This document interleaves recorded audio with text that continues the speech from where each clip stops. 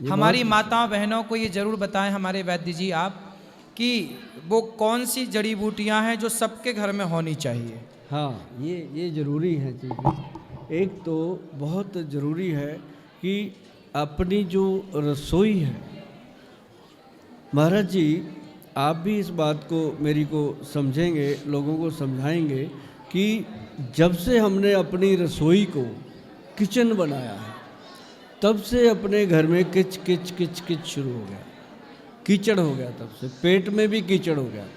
रसोई जो है वो रस की भरी हुआ करती थी। हमारे माता, हमारी दादी, हमारे घर के लोग खाना बनाते थे प्रेम से, खाना खाने बैठते थे घर के लोग, वो कहते थे भाई 2 फुलके बनाना, मैंने ज़्यादा नहीं खानी। माँ आती थी कहती थी खा ले बेटा, कोई बात नहीं, खा तो सही, मैं शुरू करती। आज क्या होता है, जब से किचन बनाया तो काम वाली आ गई, वो पहले ही पूछ लेती है कितने फुलके खाएगा बाबू, वो कहता है 2 खाऊंगा, पक्का 2 ही खाएगा, वो पक्का कर लेती है। तो ऐसे करके कि रसोई के अंदर बहुत सारी चीज़ें हैं जो इम्पॉर्टेंट हैं।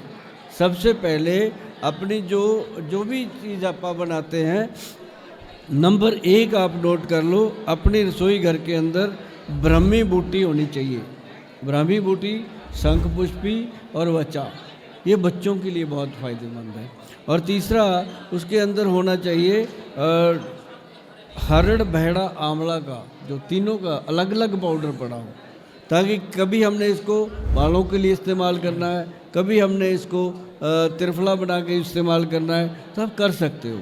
और एक इसके अंदर होना चाहिए जितने भी मेथी दाना, कलौंजी, जितने मैंने नुस्खे बताए हैं, सबका पाउडर जो है वो बना के घर पे रखना चाहिए। कोई भी पाउडर ऐसा नहीं होता जो 6 महीने से लेके 1 साल तक उसकी लाइफ होती है, ख़राब नहीं होता। और इसको रखने से आपको और मैं एक बात और बताता हूँ, बहुत सारे लोग हैं जो मुझे जानते हैं, देखते हैं, वो अपनी रसोई घर में लिख कर रखते हैं कि गोयल साहब की रसोई, क्योंकि उसके अंदर वो उतना एरिया उसको दे दिया उन्होंने। अभी चंडीगढ़ में एक आर्किटेक्ट ने फ्लैट बनाए, मैंने उसको बोला, मैं कहा तो इसके अंदर रसोई बनाएगा, किचन नहीं बनाएगा? कहता जी बनेगी तो वही, लोग मानते नहीं हैं, लिख देते हैं उसके बाहर कि ये रसोई है, लेकिन वो बनती नहीं है सर लिखने से। और जो चीज़ें होनी चाहिए, अब कनक है, कनक का आटा है, जो आटा है उसके साथ जितने मिलेट्स हैं, जैसे रागी है, सोयाबीन है और एक जौ है, बाजरा है, इन सब का अगर आप मिश्रण रखें, आप कहते हो जी मैंने मल्टीग्रेन आटा बना लिया, क्यों बनाते हो? उसको अलग अलग बना के रखो, जितनी ज़रूरत है उतना डाल लो, चम्मच चम्मच 2-2 चम्मच लेके।